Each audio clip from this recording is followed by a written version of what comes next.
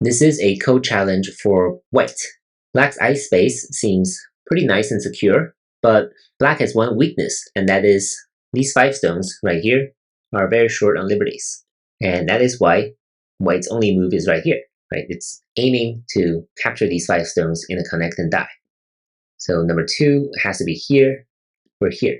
These are the only 2 options. But this will not work because white can extend here, and now there's no way black can live. If you play here, white can just destroy this eye and make this into a straight 3 shape.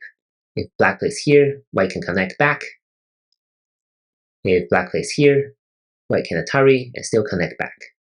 So number 2 will fail for black. Black can only play this, and now white will Atari. Black cannot extend. Once again, black will be captured if it plays a number 4. So number 4 has to be here, and if black plays here, now this will be a ko, right? Neither side has a local ko threat, and both sides will have to play through number 8, this ko right here. If black plays here, gets slightly more complicated. What white can do now is to, if you Atari from the outside, then black will capture first. White finds something on the outside, captures back. Black has this local ko threat at number 12. And what happens now is that white needs to cut here, right? Black cannot come in from this side, but black can come in from the right side, and this will become an approach ko for white, meaning white needs to occupy 1 extra liberty before it can win. So still no local ko threat, finds a ko threat elsewhere, and now black is not in immediate danger, right? So black can play elsewhere, and white needs to play 1 more move here.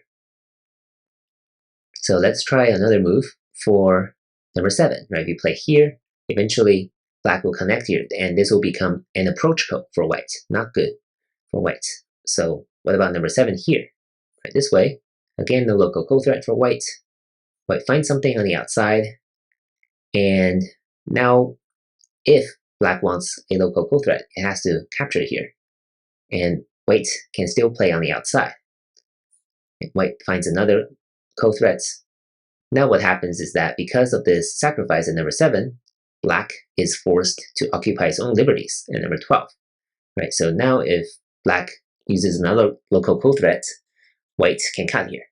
And now the ko will have to play through number 17, and this is no longer an approach ko. And that is why this is the most favorable sequence to both sides. Right, number 6 is trying to capture as many white stones as possible, and number 7 is a good move, actually, that ensures white doesn't have to play an approach ko sometime down the line. So number 1 should be easy to find, but number 7 is much harder, and you just have to play out the ko on your own, because a lot of the exercise books, a lot of these problems online will just show you the ko and it stops there. But in real games, you always have to calculate how the ko plays out in the end. Hope this helps, and I'll see you in the next video. Thank you for watching.